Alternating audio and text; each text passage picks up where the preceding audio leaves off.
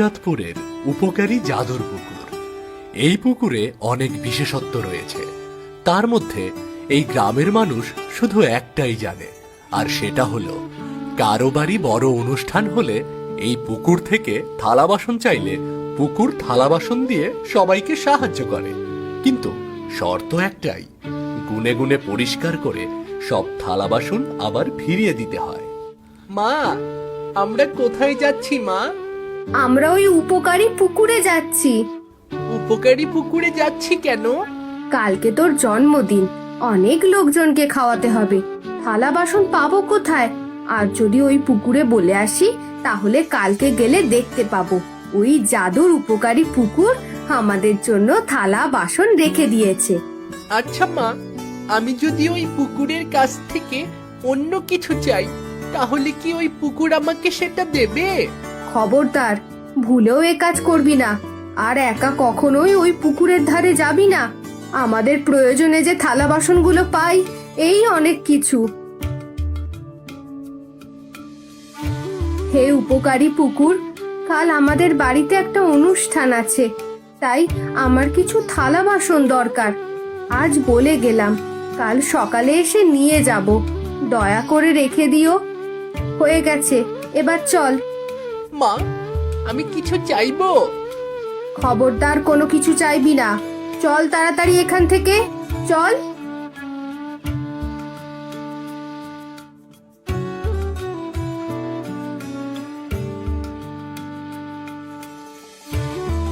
কি খবর শিমুলের মা?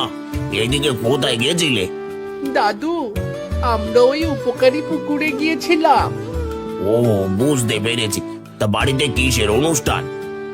ও, আপনাকে তো বলাই হয়নি, কাল শিমুলের জন্মদিন। আপনার বাড়ির সবার দাওয়াত, আমাদের বাড়িতে গিয়ে খেয়ে আসবেন। তোমার ছেলের জন্মদিন আর আমরা যাব না তা কি করে হয়? সময় হলে ঠিক চলে যাব। ঠিক আছে কাকা, তাহলে এবার আমরা যাই। হ্যাঁ হ্যাঁ, যাও।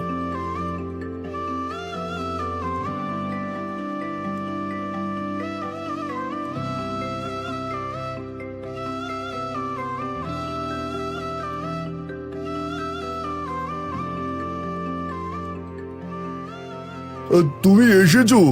তা ওই উপকারী পুকুরে কি গিয়েছিলে? হ্যাঁ, গিয়েছিলাম। কাল সকালে গিয়ে থালা বাসন নিয়ে এসো। ঠিক আছে ঠিক আছে, নিয়ে আসবো। এখন তাহলে তোমরা বাড়িতে থাকো, আমি গিয়ে বাজারগুলো সেরে আসি। হ্যাঁ হ্যাঁ, যাও। আর কি কি আনতে হবে মনে আছে তো? মনে আছে মনে আছে, সব মনে আছে। মই মশলা চাউল ডাউল সব মনে আছে। বাবা, আমার জন্য কি আনবে? তোমার জন্যই তো সব ব্যবস্থা করছি। তুমি তোমার মায়ের সাথে থাকো, আসার সময় চকলেট নিয়ে আসবো। ঠিক আছে বাবা, বেশি করে আনবি কিন্তু। হ্যাঁ হ্যাঁ, অনেক আনবো।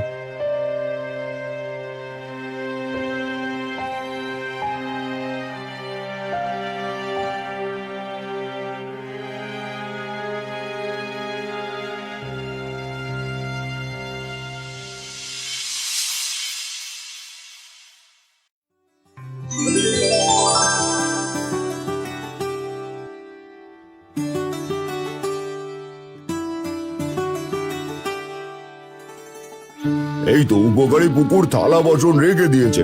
অনেক ধন্যবাদ তোমাকে উপকারী পুকুর।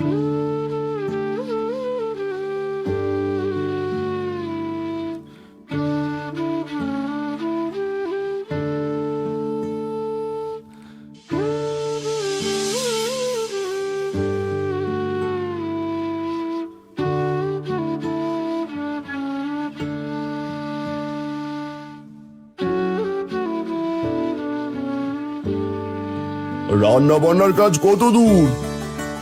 এই তো শেষের দিকে।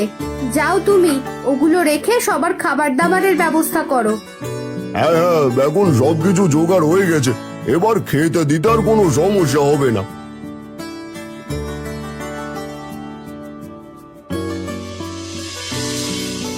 এভাবেই গ্রামের সবাই উপকারী পুকুরের থালা বাসন দিয়ে তাদের বাড়ির অনুষ্ঠানের মেহমানদের খেতে দেয়। খাওয়া দাওয়া শেষ হলে থালা বাসনগুলো পরিষ্কার করে আবার উপকারী পুকুরে রেখে আসতো। একদিন পাশের গ্রামের রহিম নামে একজন ওই উপকারী পুকুরে থালা বাসন নেওয়ার জন্য আসে। হে উপকারী পুকুর, কাল আমার মেয়ের বিয়ে। আমি অনেক গরিব, থালা বাসন কেনার মতো সামর্থ্য নেই আমার। তুমি যদি আমাকে সাহায্য করতে তাহলে অনেক খুশি হতাম।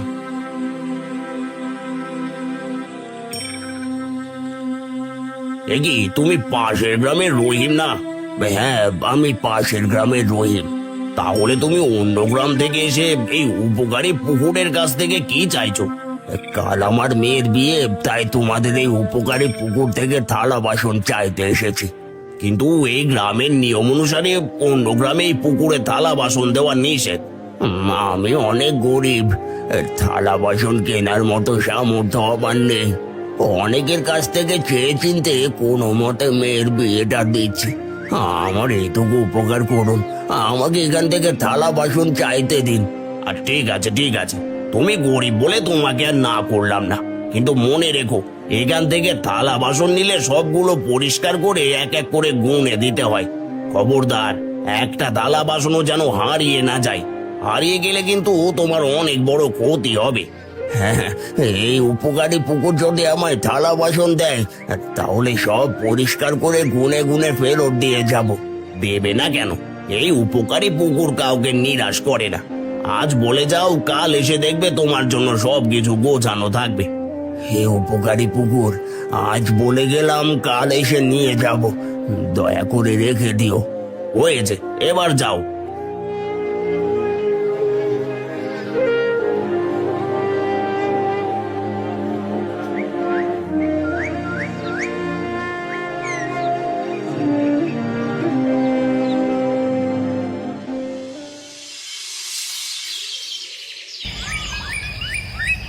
পরের দিন রহিম এসে দেখে পুকুর পাড়ে তার জন্য অনেক থালা বাসন গোছানো রয়েছে। রহিম খুশি হয়ে থালা বাসনগুলো নিয়ে চলে যায়। রহিমের বাড়ি অনুষ্ঠান শেষ হলে রহিম থালা বাসনগুলো গুনে গুনে দেখে সেখানে একটা থালা কম আছে। এ কি, এখানে তো একটা থালা কম আছে। থালাটা গেল কোথায়? কে জানে, বিয়ে বাড়িতে কত মানুষ আসে, হয়তো তাদের ভিতরেই কেউ চুরি করে নিয়ে গেছে। চুরি করে নিয়ে গেছে মানে? যেই থালা চুরি করবে তারও ক্ষতি হবে। সেই সাথে যদি আমি সবগুলো ফেরত না দিতে পারি তাহলে আমারও ক্ষতি হবে। যে করে হোক থালাটার ব্যবস্থা করতেই হবে। কোথায় পাবে সেই থালা? কার কাছ থেকে আনবে? যে নিয়ে গেছে সে কি আর দিয়ে যাবে? তাহলে এখন কি করব? কি আর করবে, এমন অনুষ্ঠানে দুই একটা থালা বাসন হারিয়েই থাকে। তুমি এগুলো গিয়ে ফেরত দিয়ে আসো, আর ওই পুকুরের কাছ থেকে ক্ষমা চেয়ে এসো। কিন্তু এই গ্রামের লোক যদি জানতে পারে তাহলে তো আরো বড় সমস্যা হয়ে যাবে। তাহলে রাতে গিয়ে দিয়ে এসো, গ্রামের লোক যেন জানতে না পারে। পরে কেউ জিজ্ঞেস করলে বলবে সবগুলো জমা দিয়ে দিয়েছি। কি আর করার, তাহলে রাতে গিয়েই দিয়ে আসবো।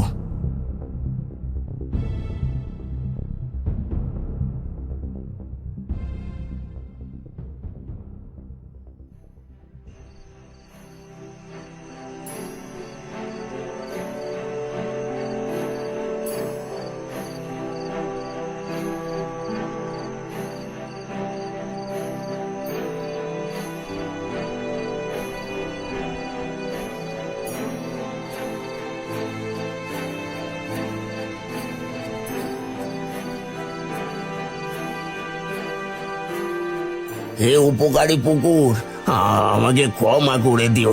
তোমার সবগুলো থালা ফেরত দিতে পারলাম না, একটা থালা হারিয়ে গেছে। তোমার ওই থালা যে নিয়েছে তাকে তুমি উপযুক্ত শাস্তি দিও।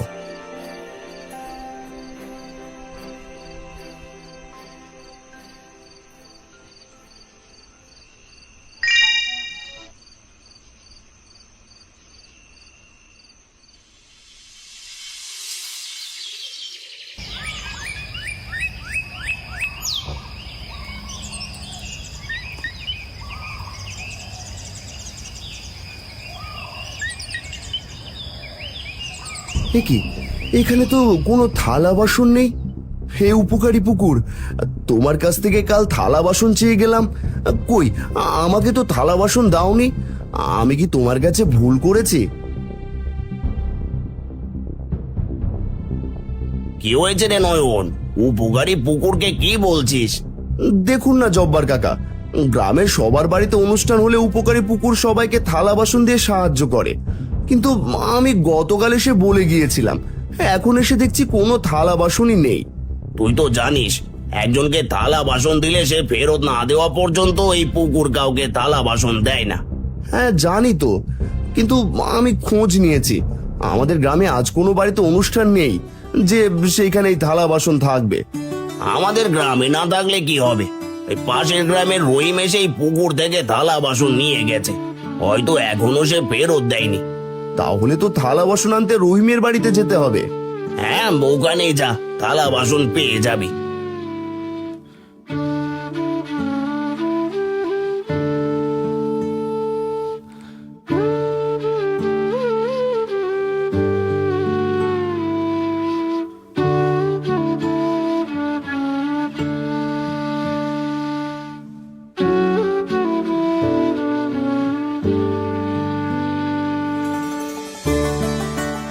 রহিম চাচা, ও রহিম চাচা, একটু বাইরে আসুন তো।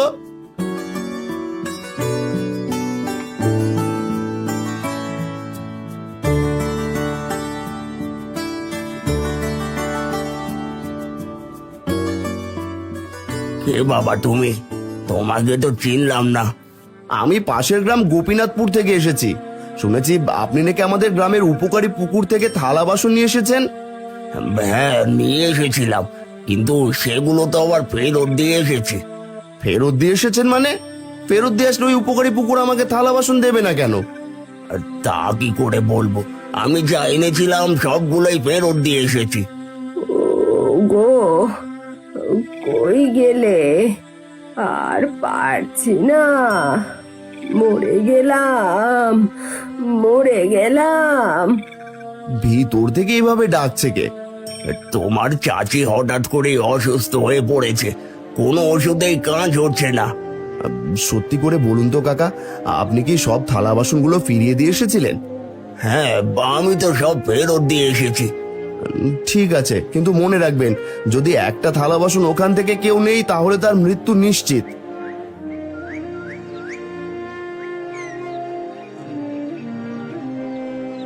এই যে বাবা, আর একটা কথা শুনে যাও। আবার কি বলতে চান বলুন। আসলে আমি তোমার কাছ থেকে একটা কথা লুকিয়েছি, কিন্তু তোমাকে না বললে আমি শান্তিতে থাকতে পারবো না। এতে তোমরা আমাকে যা খুশি তাই করতে পারো। বলুন কি লুকিয়েছেন?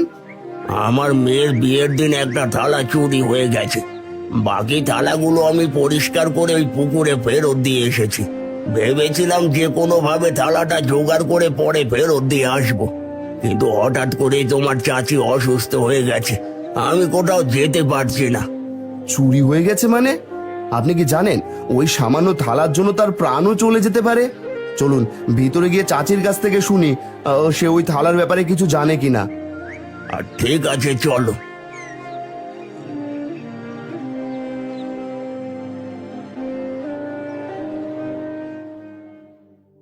গো, আমার খুব কষ্ট হচ্ছে, আমি আর পারছি না।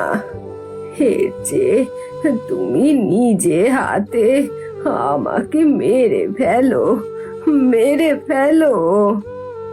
চাচি, একটা কথা জিজ্ঞেস করব, জানলে অবশ্যই বলবেন, তা না হলে কিন্তু আপনার বড় ধরনের ক্ষতি হয়ে যাবে। জিজ্ঞেস করো বাবা, মরে যাওয়ার আগে মিথ্যা বলবো না। আচ্ছা চাচি, আপনি কি ওই থালার ব্যাপারে কিছু জানেন? হ্যাঁ জানি, কিন্তু এখন পর্যন্ত তোমার কাকাকেও বলিনি। তাহলে বলুন আপনি কি জানেন, কোথায় সেই থালা? বাবা, আমাকে ক্ষমা করে দিও, ওই থালাটা আমি চুরি করে লুকিয়ে রেখেছি। ওই থালাটা দেখে আমি লোভ সামলাতে পারিনি। ভেবেছিলাম একটা থালা নিলে কি আর এমন হবে।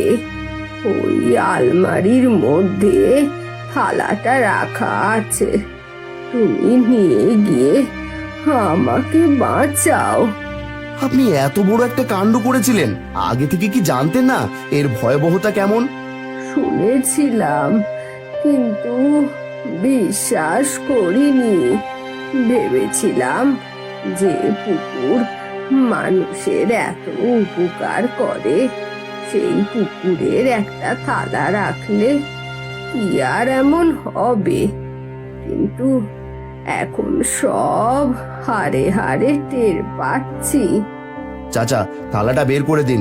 উপকারী পুকুরে তার থালা ফেরত দিলে হয়তো চাচি ভালো হয়ে যেতে পারে। হ্যাঁ বাবা, এখনই দিচ্ছি।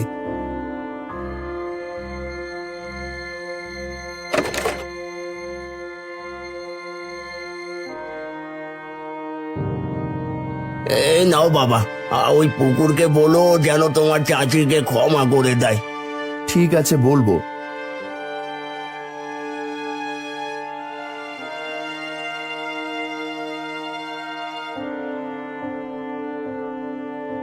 এই ঘটনার পর নয়ন গ্রামের সবাইকে ডেকে সেই উপকারী পুকুরে হাজির করে। জব্বার কাকা, আপনি বলেন এখন কি করব? কি আর করার, আমাদের ভুলের জন্য ওই উপকারী পুকুর আমাদের থালা বাসন দিচ্ছে না। আগে তুই ওই থালাটা পানিতে রেখে দে। ঠিক আছে, এখনই রেখে দিচ্ছি।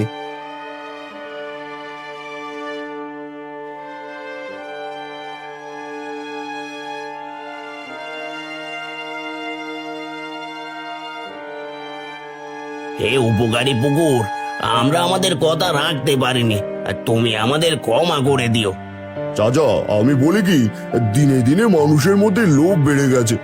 এরপর আবার যদি কেউ লোভে পড়ে থালা বাসন চুরি করে, তাহলে তার বড় ধরনের ক্ষতি হয়ে যাবে।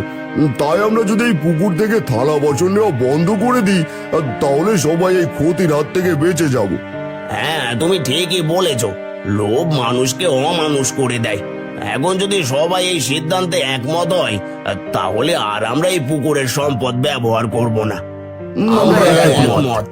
আর ঠিক আছে, ঠিক আছে। হে জাদুর পুকুর, আজ থেকে আমরা আর তোমার কোনো সম্পদ ব্যবহার করব না। কেউ চাইলেও তুমি তার উপর ভরসা করবে না। সেদিনের পর থেকে শুধু পুকুর রয়ে যায়, কিন্তু সেই পুকুর মানুষের উপকার করা বন্ধ করে দেয়।